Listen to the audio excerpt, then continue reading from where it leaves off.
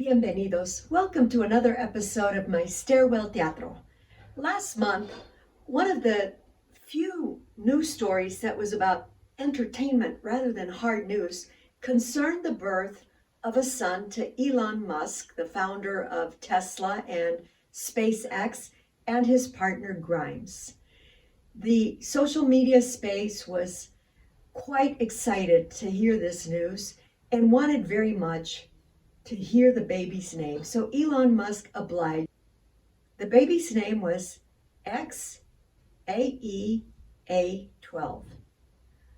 Well, what does this mean and how do you say it?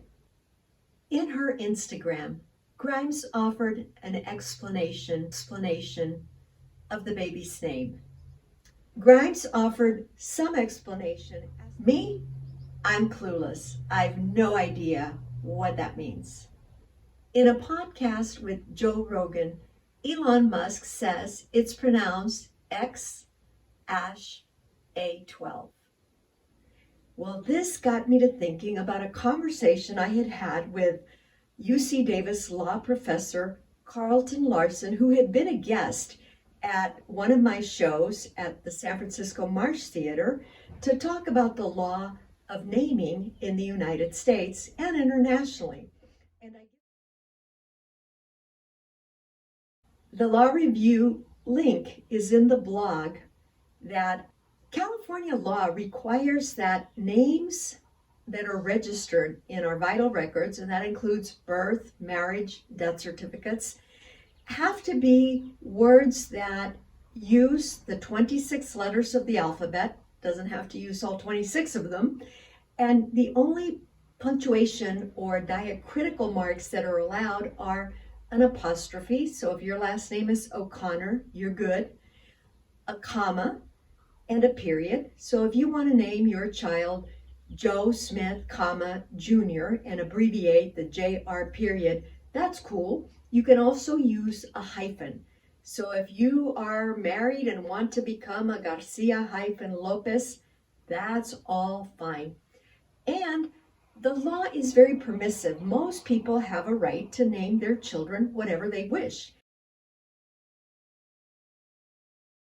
And all expectant parents give lots.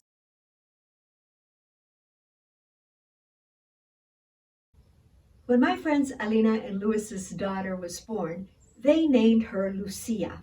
The correct spelling of the name has an accent over the I, and so they entered her name correctly on the birth certificate documentation. The state of California rejected it because diacritical marks are not allowed. Now, Louis is a journalist and he wrote an op-ed piece. And to my surprise, as I was reading the article by Professor Larson, he mentions Louis's daughter's name situation. And while Professor Larson notes that you can name your child Adolf Hitler Campbell, you cannot name your child Lucia and have the name properly appear with an accent in the state of California. Few people know that the California Constitution, when it was adopted in 1849, required that all laws in this state be bilingual in Spanish and English. And this was the case. California was a totally bilingual state for 30 years. But when the Constitution was amended, that provision was eliminated. For some years, efforts had been made by the California legislature to change the law to allow the use of accents in names because California has such a large population of people with Spanish first and surnames. It makes sense that the law would allow the name to be properly written. The last attempt in 2017 passed both houses of the California legislature, but Governor Jerry Brown vetoed that law, saying it would be an undue expense for the state to change its record-keeping system, although we all use computers, and the computers allow accents, so I'm not sure what the expense would be. Thank you so much for watching. And please be sure to check out the blog that accompanies this episode, where I provide links to the conversation I had with Professor Larson after my show, when Why Would I Mispronounce My Own Name was playing at the Marsh Theater in San Francisco.